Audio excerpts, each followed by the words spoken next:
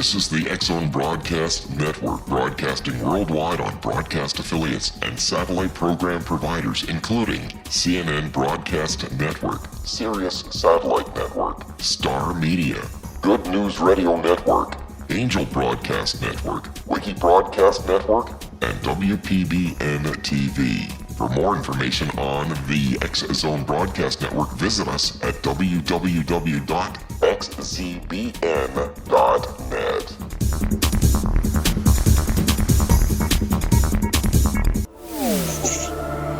The X-Zone Radio Show with Rob McConnell is largely an opinion talk show.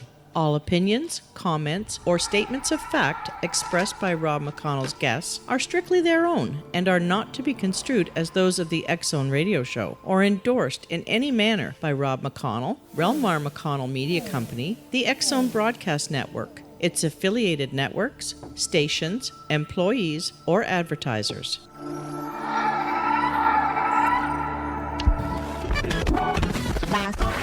All Hit Radio.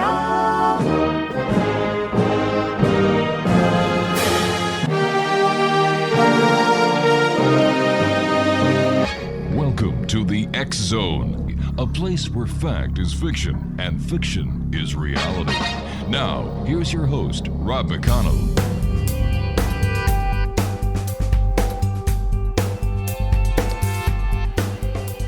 This is the X-Zone. I am Rob McConnell, coming to you from our broadcast center in Hamilton, Ontario, Canada. If you'd like to check us out online on all social media sites, X-Zone Radio TV. If you'd like to send me an email, X-Zone, wait a sec, hold on here. Email is xzone@xzoneradiotv.com. On all social media sites, X-Zone Radio TV, and our website, www.xzoneradiotv.com. And for all the fine broadcasting programming we have available for you on the X-Zone Broadcast Network, www.xzbn.net. My guest this hour, X-Zone Nation, is Iris Weaver. She is a Shamanic Herbalist and Foraging Instructor. She is a self-taught herbalist who has been working with plants for over 45 years. Iris teaches classes on foraging for usable, edible, and medicinal plants in the city and countryside, classes on making herbal skincare products, including salves and lotions, and classes in making herbal medicines and how to use them for everyday healthcare and health issues. She also teaches classes on herbal wreath making, neutral dyeing with plants, and container gardening. Her emphasis is and passion is on stability, or sustainability, I should say, use of local plants, and affordability. She grows or wildcrafts many of the herbs she uses in her classes and in her medicines, products for fabric dyeing, and herbal crafts. With a training in shamanism, Iris teaches people how to connect with the energy and the spirits of plants in order to know them and to work with them. Iris loves teaching and especially loves doing plant walks. She also does private consultations, and her website is irisweaver.com. And Iris Weaver, welcome to the X-Zone. Thank you. Hello. Iris, what was it? Where did the interest in plants and shamanism come from? Well, the interest in plants has been there all my life, from when I was a really young kid. I always loved plants, and I would always be talking to people about plants and looking at them and playing with them. And the interest in shamanism came later when I started working with a shamanic practitioner and found that that was a way of relating to spirit and to spirituality that really resonated for me. And because I am so into the plants, it just made sense to me to be connecting with them shamanically, with their energy and their spirit. And a lot of the shamanic training that I've seen focuses more on power animals, which always is puzzling to me because plants are such powerful and ubiquitous beings in parts of the earth.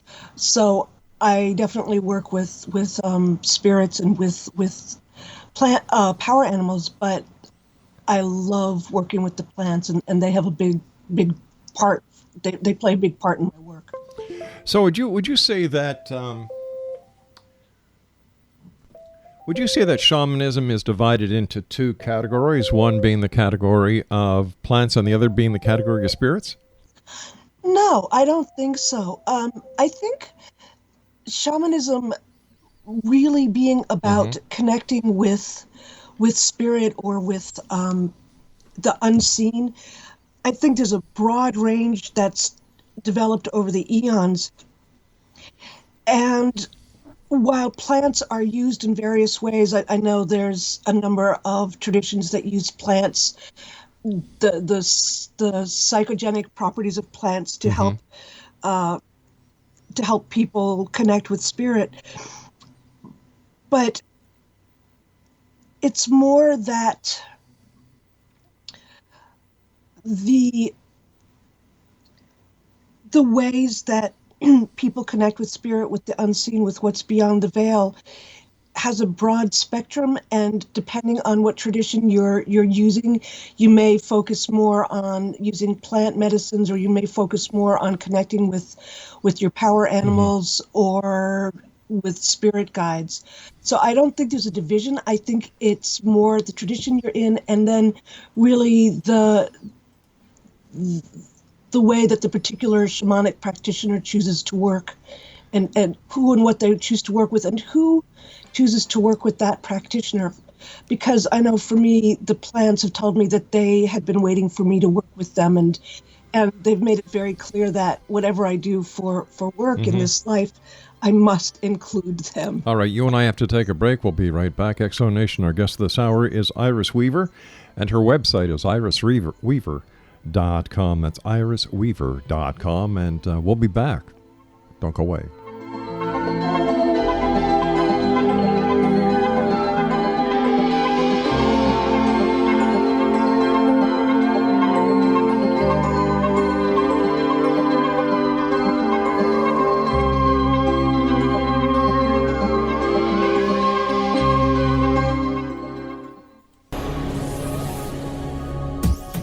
This is the X-Zone Broadcast Network, broadcasting worldwide on broadcast affiliates and satellite program providers, including CNN Broadcast Network, Sirius Satellite Network, Star Media, Good News Radio Network, Angel Broadcast Network, Wiki Broadcast Network, and WPBN TV. For more information on the X-Zone Broadcast Network, visit us at www.xzbn.net.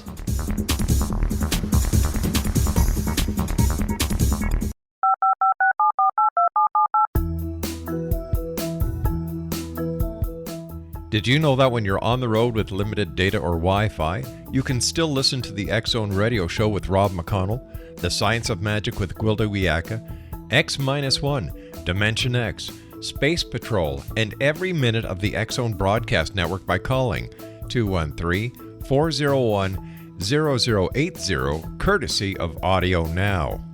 No smartphone, app, or internet needed. It saves your data plan, and it's free if you have unlimited minutes. Call 213-401-0080 to listen on any phone, anytime, anywhere. Remember, 213-401-0080 for the best of the paranormal, parapsychology, and sci-fi radio programming anywhere, 24/7, 365.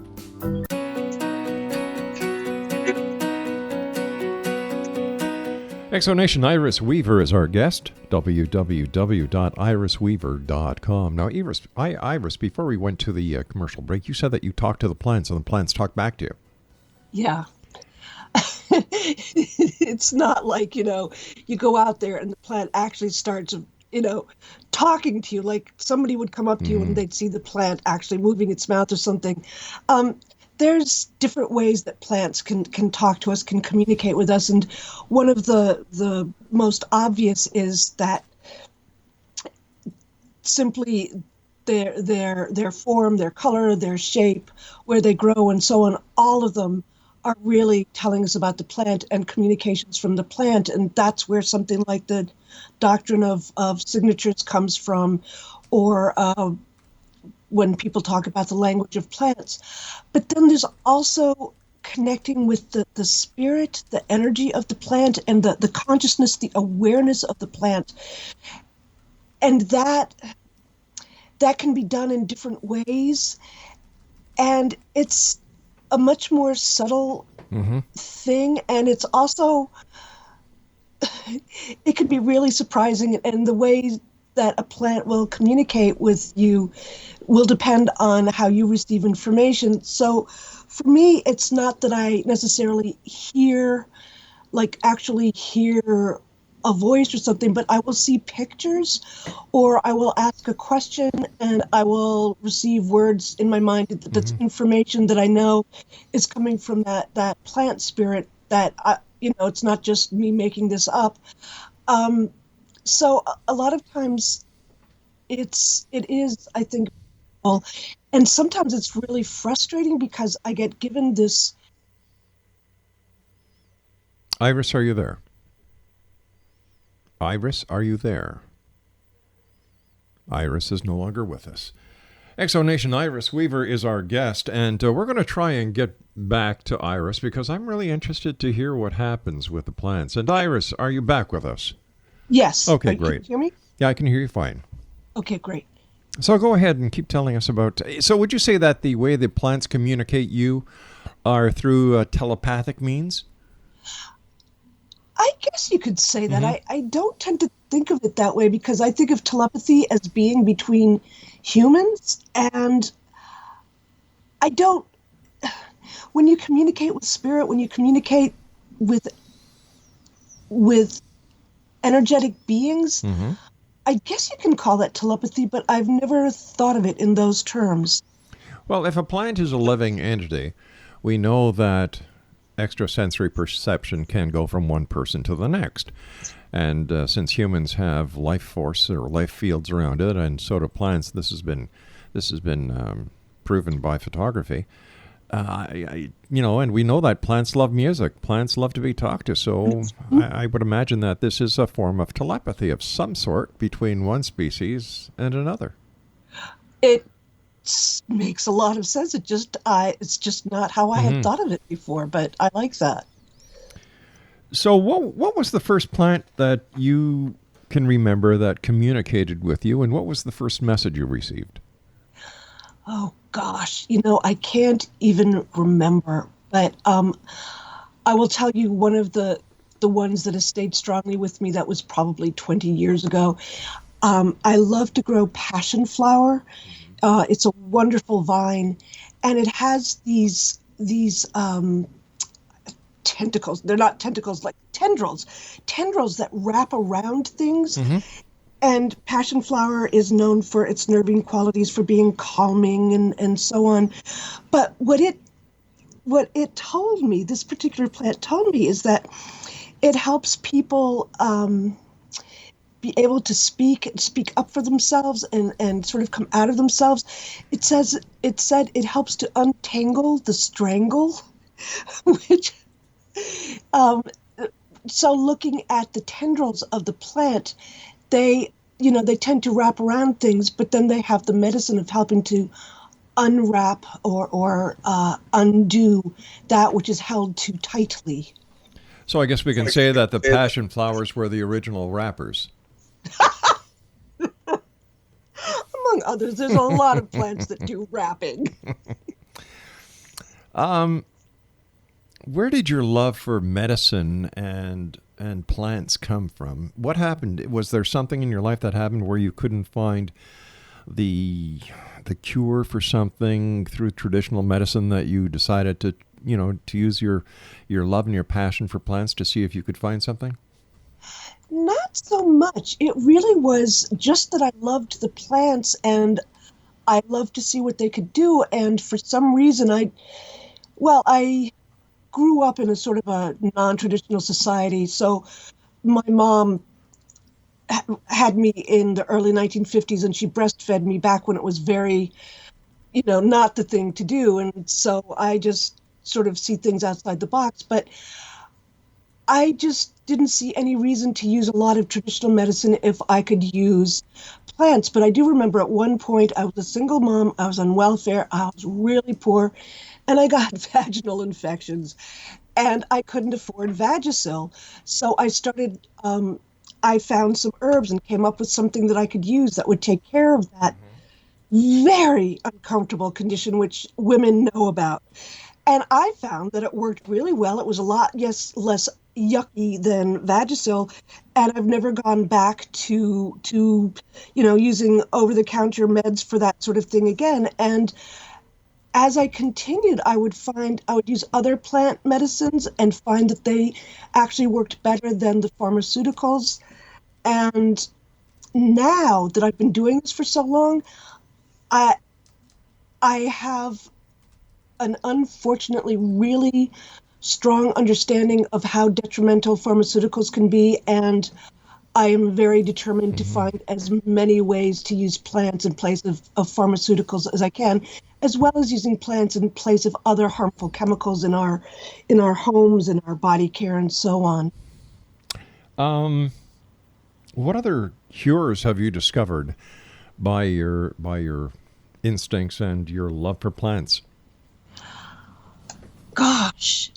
So when I get a cold, it's not a question of, oh my God, what am I going to do? It's like, which remedy am I going to reach for? Am I going to reach for my cold and flu relief that I developed years ago? Am I going to go for the spruce syrup that I read about and made a few years ago? Am I going to go for fire cider vinegar? That's kind of a big rage these days.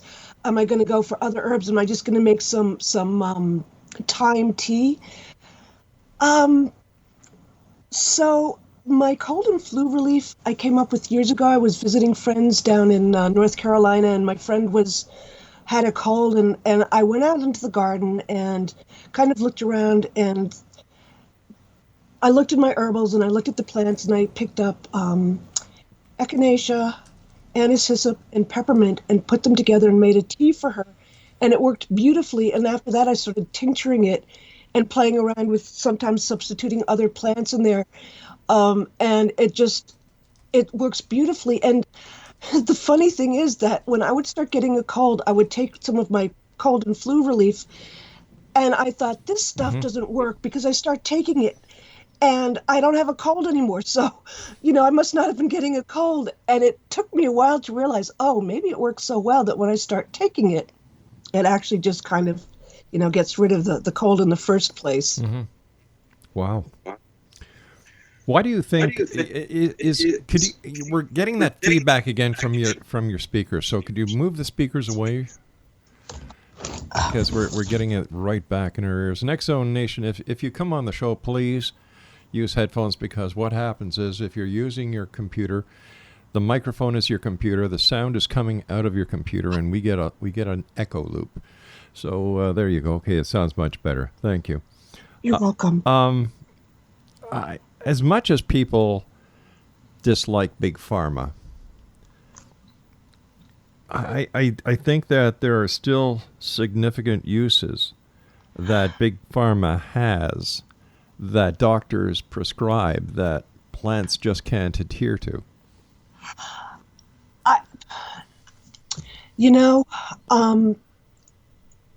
In some ways, probably.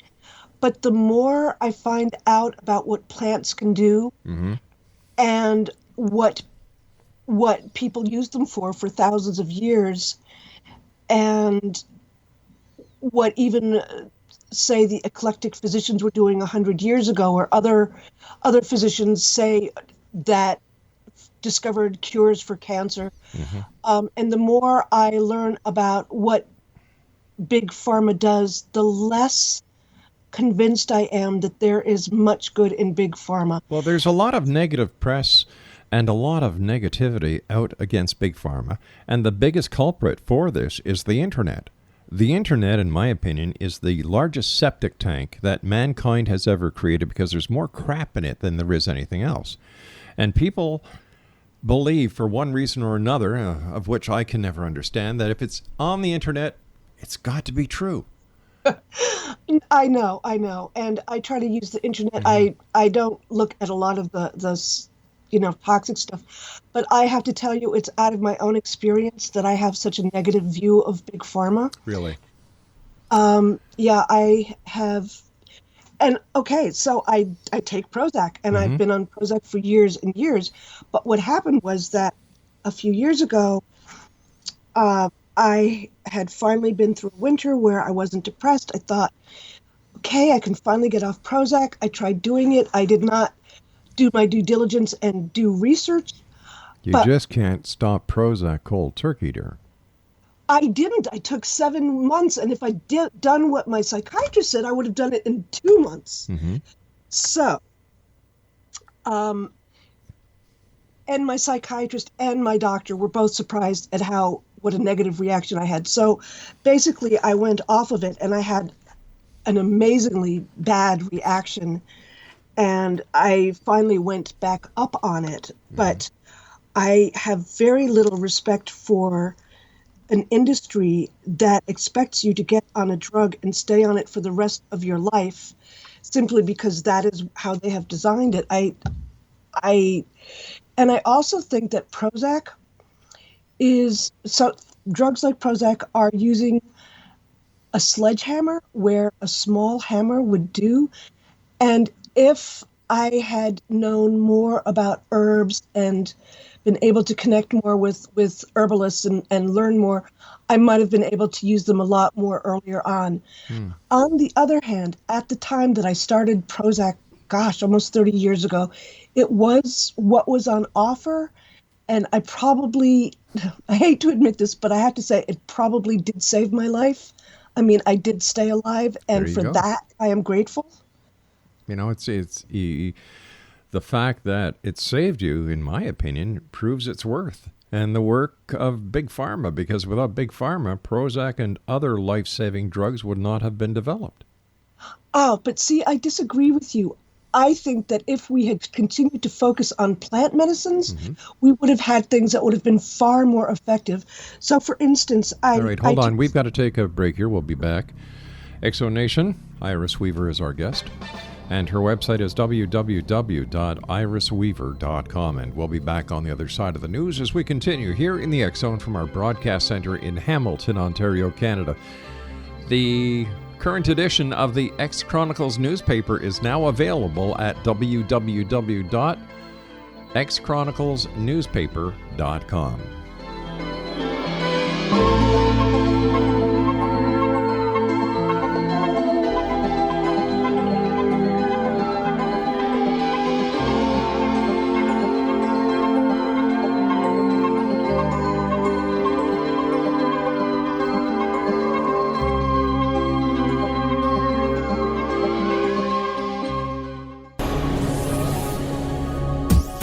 This is the X Zone Broadcast Network, broadcasting worldwide on broadcast affiliates and satellite program providers, including CNN Broadcast Network, Sirius Satellite Network, Star Media, Good News Radio Network, Angel Broadcast Network, Wiki Broadcast Network, and WPBN TV. For more information on the X Zone Broadcast Network, visit us at www.xzbn.net.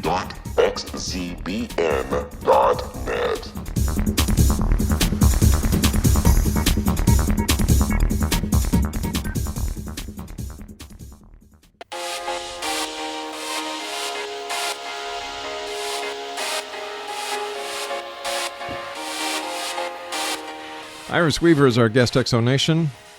irisweaver.com is her website. And Iris, how can we say with certainty that if we would have maintained the on-track version of using plants for medicine and ignoring Big Pharma, that we would be better off? What is your proof?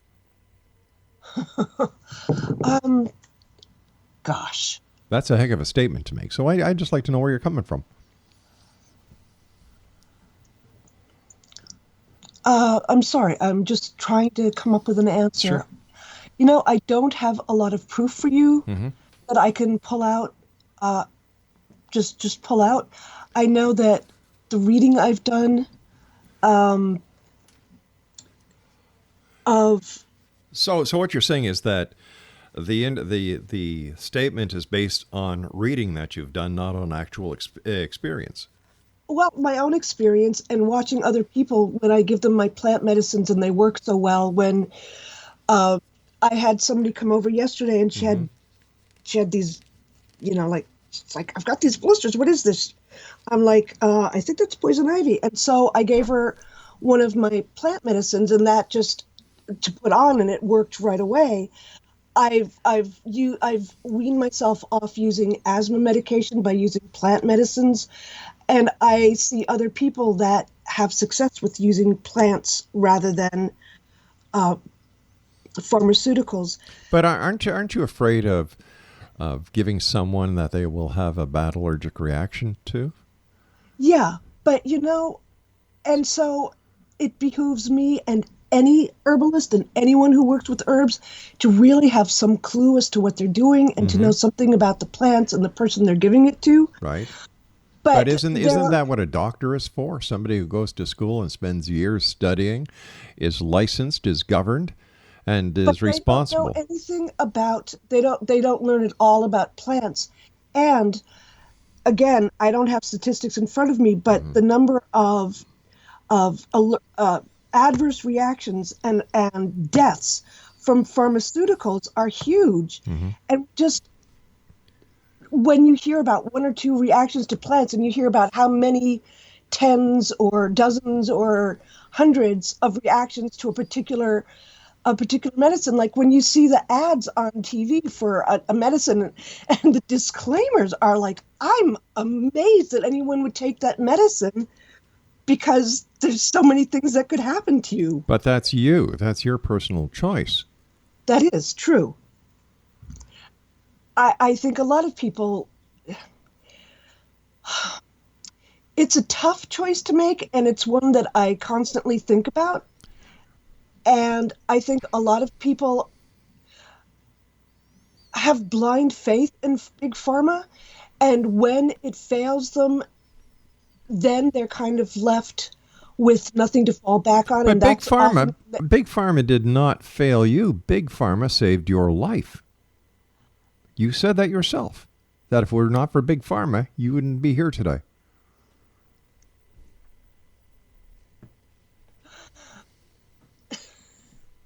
Am I right or wrong? You're right.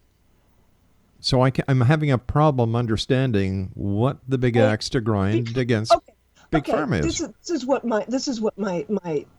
This is where I go. Okay. That if we had concentrated on more natural medicines, I wouldn't have, and there was something other than what Big Pharma had to offer, I would have been able to get through this and stay alive and do so without the disastrous fall when I tried to get off of it. So, but let me ask you this. Yeah. Let me ask you this. How do we know that anything else you would have tried would have worked? We don't. But you see, I also had to go through several different kinds of pharmaceuticals to find out something that would have worked. What if I was one of those people for whom antidepressants don't work? I don't know.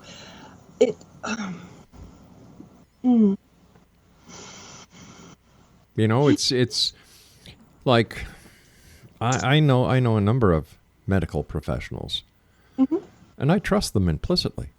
My wife is a medical professional. I trust her implicitly. I go to my pharmacy. I trust him implicitly because I don't go to somebody's house who is not licensed, who has not gone through university and has not gone before a board of governors, who is not licensed to practice medicine or dispense medicine of any sort. I feel very safe going to my pharmacist. I feel very safe going to my doctor.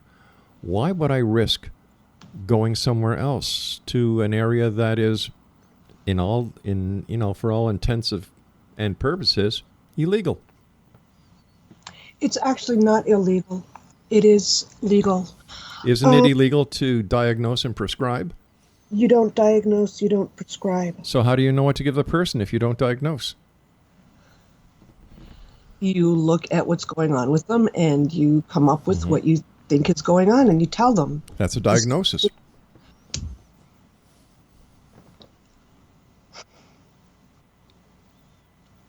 All right. So putting the legalities aside, whether it's legal or not, but why would a person go to a herbalist?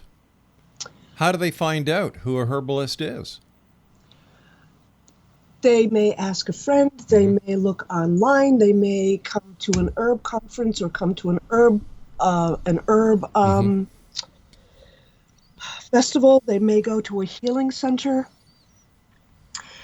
And herbalists don't just willy-nilly say, oh, I'm going to, this is what I've seen in the book and this is what I'm going to do. Herbalists study, herbalists learn, herbalists take classes and work with each other, get mentored. There's a lot to learn. And no, it isn't licensed in the United States, nor is it in Canada, I don't believe. It should be, shouldn't it? No, I don't agree with that. When you're dealing with somebody's life and you are making an observation based on their signs and symptoms and saying, well, why don't you try this? Do you just give a topical or do you give herbal remedies that are to be taken internally? I give herbal remedies that are to be taken internally, and I proceed very cautiously with them. One of the things you do is you start with very small amounts and make sure that the person doesn't have an adverse reaction. One of the things I don't do is work with plants that have that are poisonous, because there are a number of medicines that are poisonous. And you have to remember also that before Big Pharma, and actually even with Big Pharma, a lot of our medicines have come from plants originally. Definitely. Valium, for example. No, it did not, actually. There's valerian, but Valium did not come from valerian. However, digitalis came from foxglove, and aspirin came from meadowsweet, and I forget what else. Okay, so the way I'm seeing it or hearing it is that a lot of the medicines that Big Pharma is manufacturing and using throughout the medical community has its origins in herbs, right? Right, and then they took the whole plant. What happens is that when you have a plant, you have a number of constituents in the plant that work as a holistic whole, so that if you have something that, say, would cause heartburn, there may be something else in the plant that will help to relieve the heartburn. And so that there are constituents that balance things out in the plant. But what happened was that Big Pharma has taken one constituent and purified it and synthesized it and uses it as a medicine without all the other constituents that are held in the plant. And that makes it act very differently in the body, or have different effects overall in the body than if you use a whole plant medicine. All right. So if I understand what you're saying is Big Pharma takes one aspect and leaves all the other aspects behind. Yes. And what's wrong with that? Because the way that all the aspects of the plant work together is a synergy, and it does far more for the body or for the person than the single chemical alone.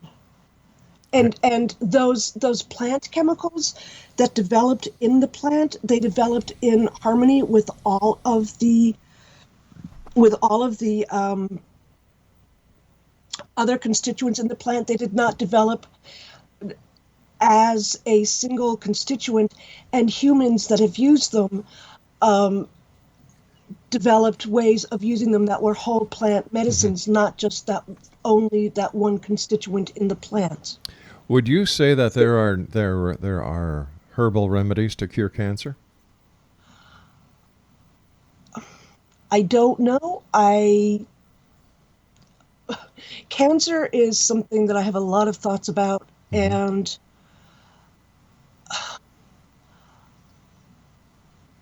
I don't know if there are herbal cures. I think if I were to get cancer, I would be more trusting of finding an herbalist who's worked with cancer cures, who's worked with people with cancer, than I would with Big Pharma medications.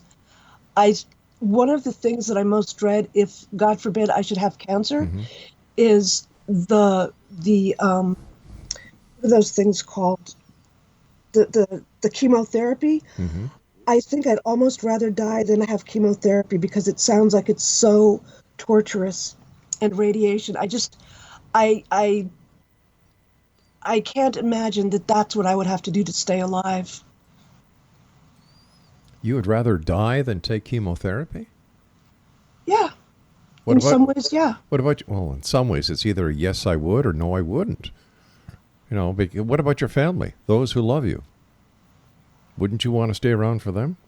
Wouldn't you want to try to be cured? Not if it meant that I had to go through hell. I've been through hell 3 times in my life, and I think I get to have a choice, God willing, whether or not I have to go through hell a 4th time. And I think that there's other ways to heal from cancer than to go through the hell of chemotherapy. Now, I don't know. I mean, God forbid I should get diagnosed. I might make the choice. So it's really easy to sit here and say, Sure it is. I would do this. Yeah. Given what happened, I don't know. But I can tell you that if I were to, say, choose to do chemotherapy or radiation, I would be working with herbs to support my body while I was doing that. Okay, let's talk about that when we come back from this final break. Exonation, our guest this hour is Iris Weaver. And if you'd like to find out more about Iris, www.irisweaver.com. This is the X Zone. I am Rob McConnell. We're coming to you from our broadcast center in Hamilton, Ontario, Canada. And we're coming to you around the world on the Talkstar Radio Network, Mutual Broadcast Network, Digital Satellite Network, Wi-Fi Broadcast Network, and of course, iHeartRadio. I'll be back on the other side of this break. Don't go away.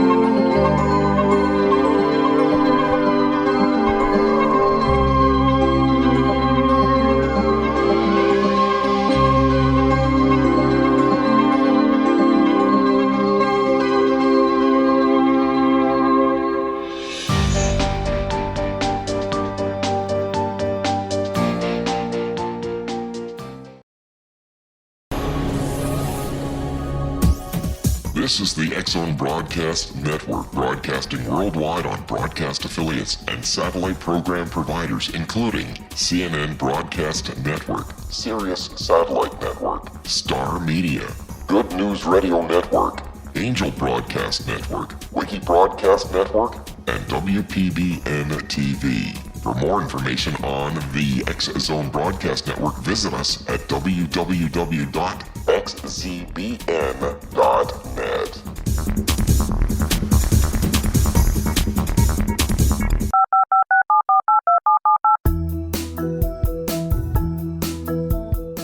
Did you know that when you're on the road with limited data or Wi-Fi, you can still listen to the X Zone Radio Show with Rob McConnell, The Science of Magic with Gwilda Wiyaka, X-1, Dimension X, Space Patrol, and every minute of the X Zone Broadcast Network by calling 213-401-0080, courtesy of Audio Now.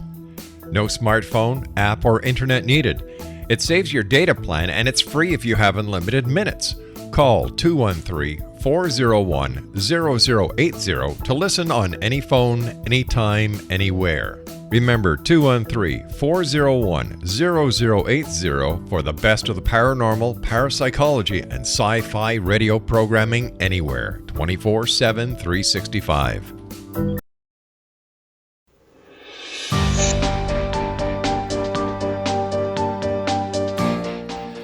Iris Weaver is our guest of this hour. www.irisweaver.com. Iris, before we went to the last break, I should say, we were talking, God forbid, you were diagnosed with cancer, and you had the option of taking chemo or radiation.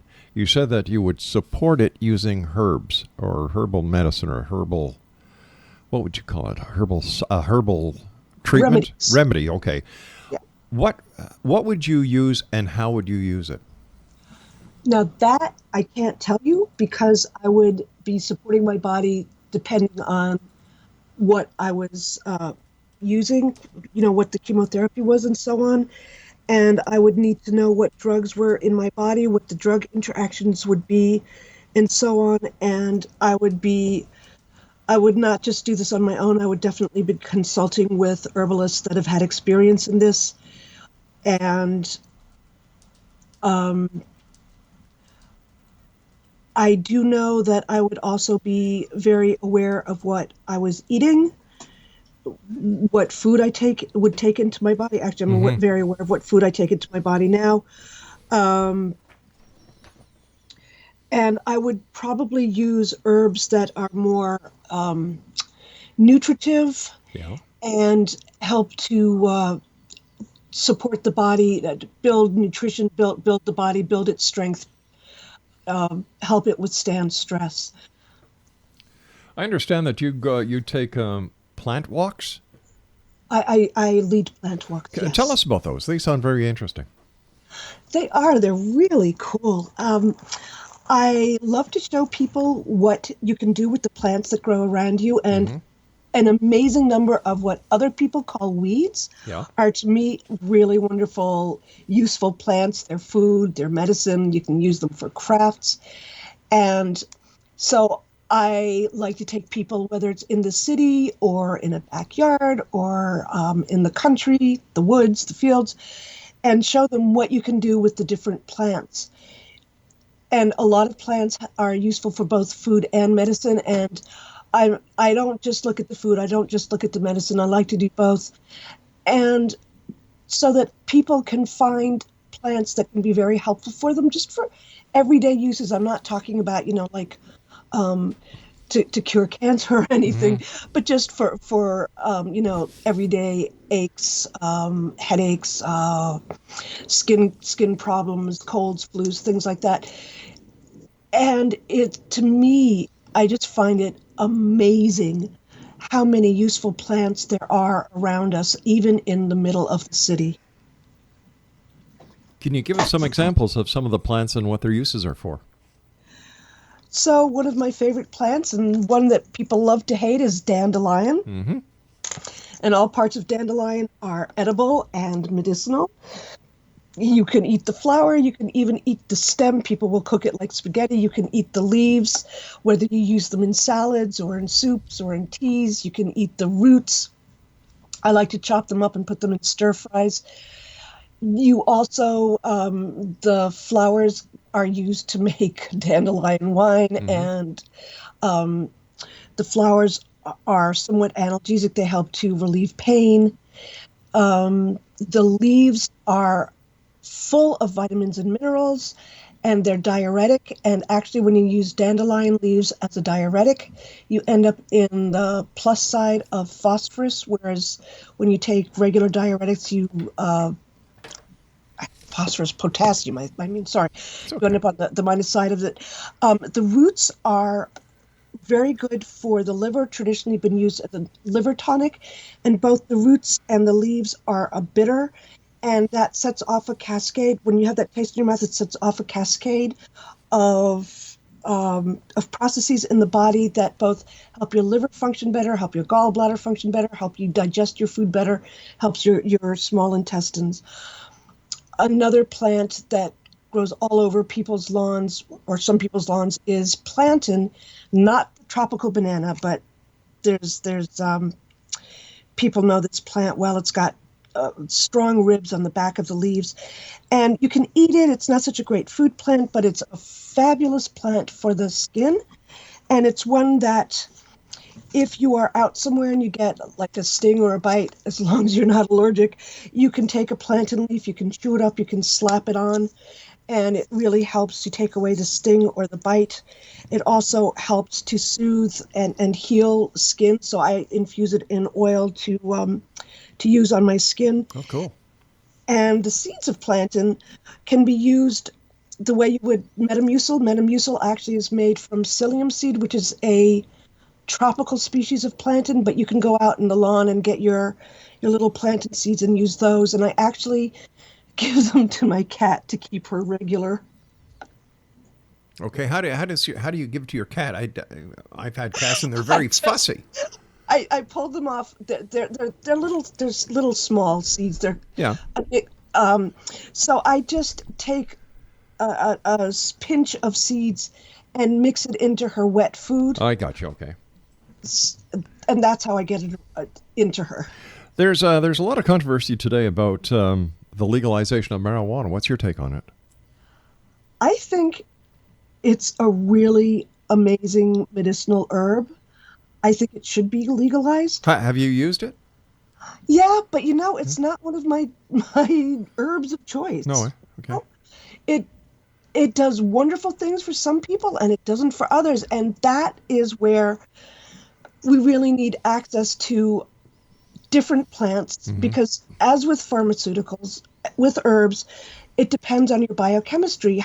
One plant that works for you will not work for another person, and vice versa. I'm not one of those people that marijuana necessarily works that well for. And I think it's too bad that it's illegal. I also think that it's a mistake if you're only concentrating on what marijuana can do and not looking at what hundreds of other plants out there can do in addition. And some things maybe marijuana can only do for a person, but other times other plants can do just as well what marijuana does. What about other plants that are used for psychotropic purposes? I think that there's a definite place for them. And they're called entheogens, which means helping you to see God or see spirit, to see beyond the veil. I have the same effect with Jack Daniels, so. Well, there's a reason actually why alcohol is used in religious services, because it does actually, kind of open that up. Actually, it's because most Christians are drunks at heart. Or what? I said the real reason is that most Christians are drunks at heart.